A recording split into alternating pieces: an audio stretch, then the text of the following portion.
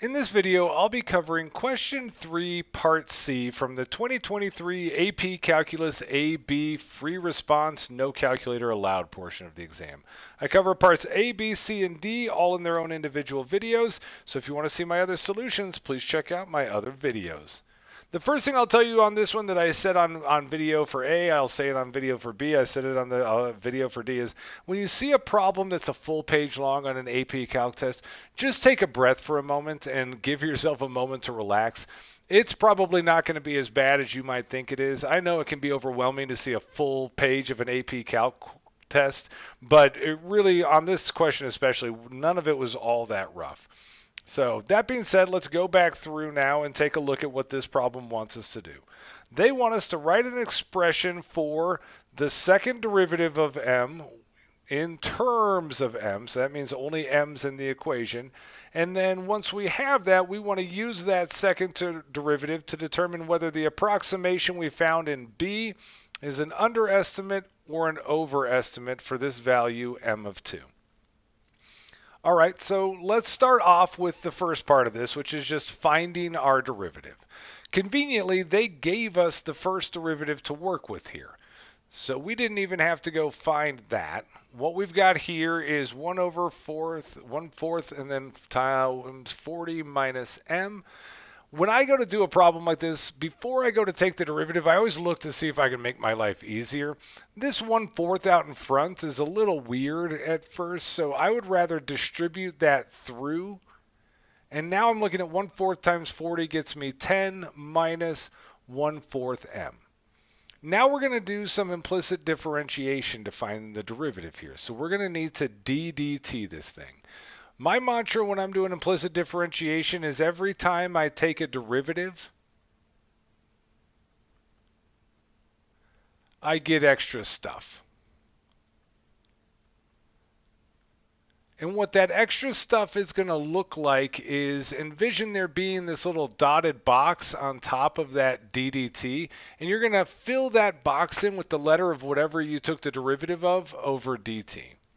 The first part here is just going to give us, you can kind of see where that notation comes from. I got a d on top and a d on top. That's where I get that d2m over, and then dt times dt gets me a dt squared there. So that's the first piece. There's our second derivative. The derivative of 10, the derivative of a constant, no matter what method you're using, is always 0.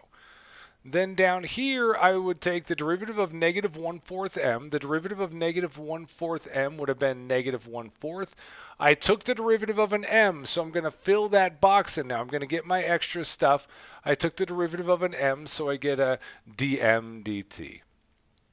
Here, we just have to remind ourselves that they wanted this second derivative in terms of m, which means we need to just go ahead and take our derivative that we have and replace the derivative with that equation up there because that equation was in terms of m.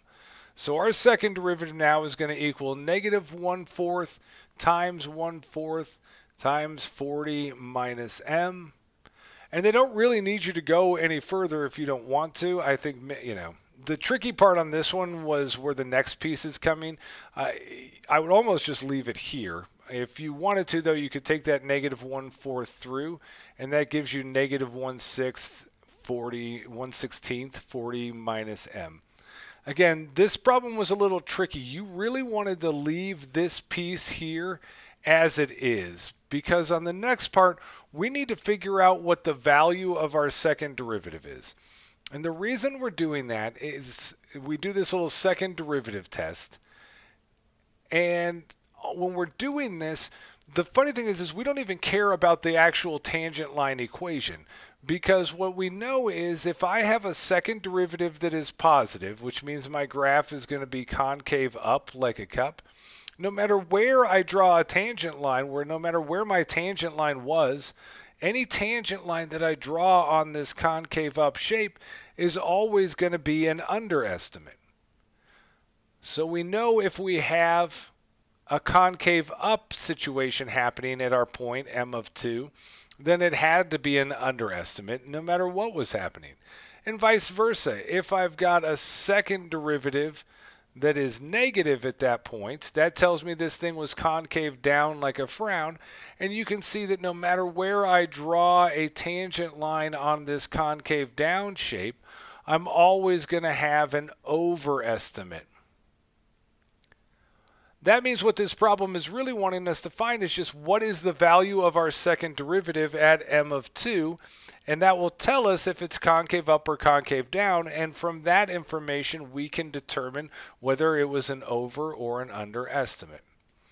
Here again is getting back to this tricky part. When I go to look at my second derivative right now, so d2m over dt squared is going to equal, and we're using this here.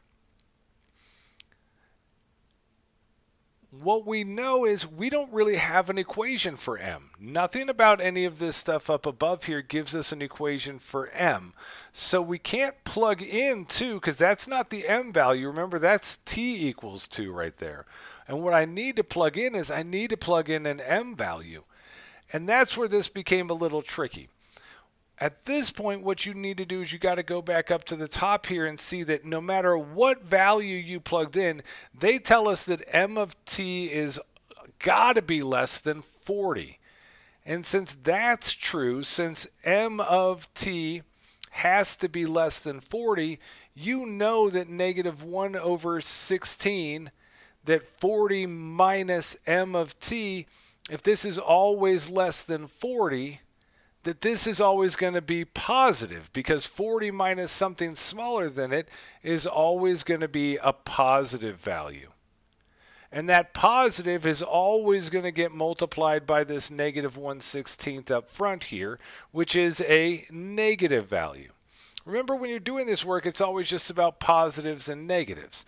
So what that tells me is my second derivative is got to be, oops, I put the 2 in the wrong place there. My second derivative always has to be negative.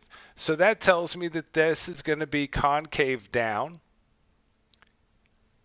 And like we said, no matter where I draw a tangent line on a concave down graph, that's always going to be an overestimate. So then the final conclusion on this is this would be our equation or approximation from B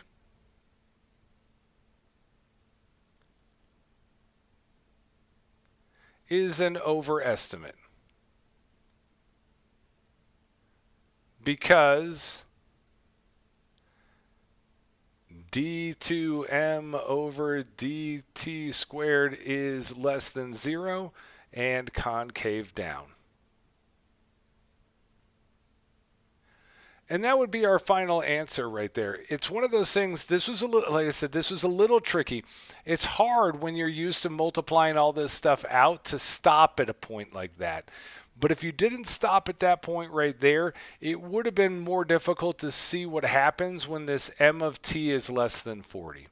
So on this problem, we would have gotten 2 points. You'd have gotten 1 point for putting together your second derivative, and then you would have gotten 1 point. They really kind of wanted you to work through all of this logic. As crazy as that is, all of that logic to come to your final conclusion there would have ended up giving you a second point.